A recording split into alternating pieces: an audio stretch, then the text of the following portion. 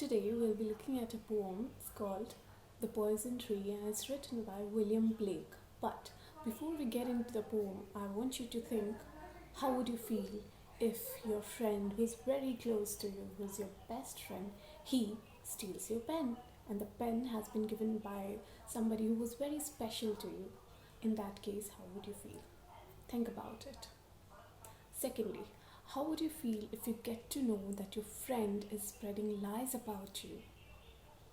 You confided in that person, you shared your secrets to that person, but what the person is doing is he is spreading it around. He is adding things up to that and is spreading it around, is telling to each and every one, and you get to know that. How would you feel in that situation? I'm sure all of us will feel certainly not good in this situation. We'll feel bad, we'll feel very negative inside, we'll feel angry, we'll feel revengeful maybe, and we will feel something that doesn't make us feel the same way about that person, right? If that person was our best friend, we'd start feeling a kind of distance in our head with that person. We'll even start maintaining distance, or maybe we'll pretend that we care for that person still, but deep down we'll know that we are holding grudges against that person, right? This will happen if we are not expressing our emotion. But there could have been another take on this situation, that we would have had a word with that person and we would have tried to talk it out. But since we did not, we kept it inside and we planted that seed of grudge within our heart, within ourselves, within our heart. And eventually what happened is it took the shape of a tree. It grew more and more and it became very deep and it became a tree of negative emotions. So this tree of negative emotion is what, as we look at the poem, is what William Blake calls the poison tree. Okay? So The Poison Tree is a poem which is written by William Blake, and Blake was born on 28th of November 1757. He was an English poet, painter, printmaker, but during his lifetime he was largely unrecognized. It was later that he was considered as a seminal figure in the history of poetry and visual arts of the Romantic Age. Now I'm using this term Romantic Age. You must be thinking, what is a Romantic Age? So Romanticism or the Romantic Age was the period which dealt largely with emotions, how we feel. A romantic writer is describing that pen. He would go on and on about it, adding with his own imagination that maybe, in his darker and deeper times, it was that pen that helped him move on. It was that pen that helped him express himself and how grateful he is to that pen. He would be adding his own imagination and expressing himself. So imagination, nature and social class and emotion, these were the four major important themes of Romanticism. So they were greatly influenced by the evolving and changing world around them. The world in that time was largely evolving, and the Romantic writers, they were very much influenced by the changing world around them. Okay, so Poison Tree is a poem which is written by William Blake and was published in 1794. Please mark this year, it is 1794. It was written in his Songs of Experience collection. So William Blake wrote two works. He published his works in two parts. First was the Songs of Innocence, and innocence, as the term itself describes, what is an innocent being? Children. First thing that comes in our mind is children.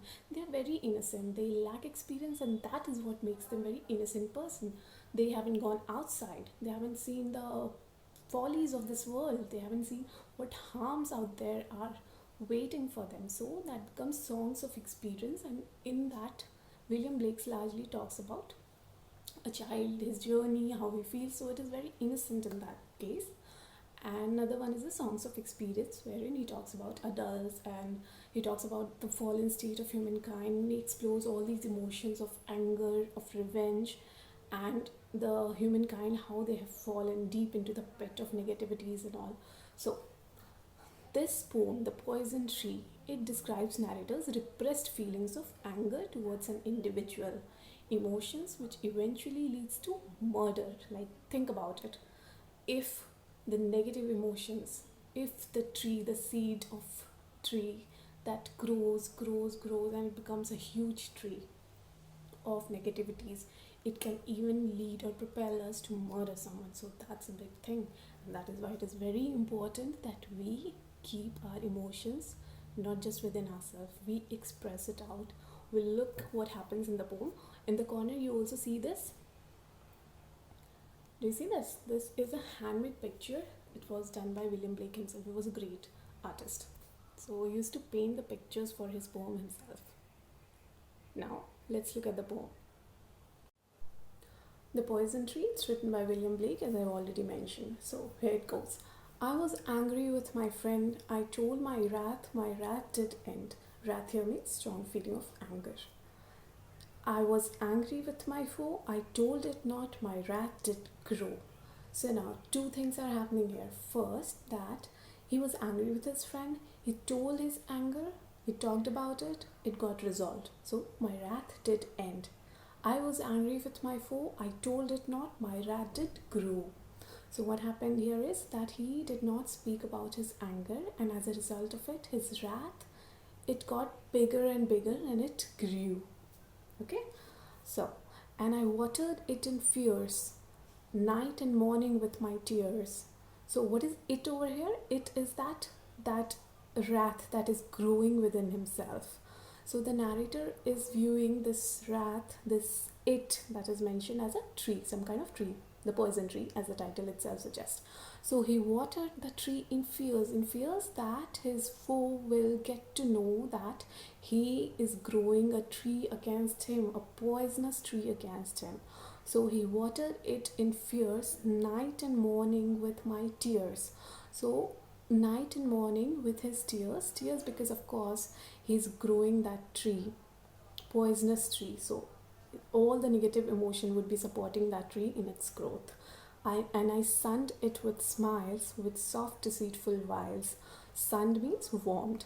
So as a tree needs sun, water to grow, similarly his poisonous tree needs warmth as well, but smiles as well, but all of this is not real.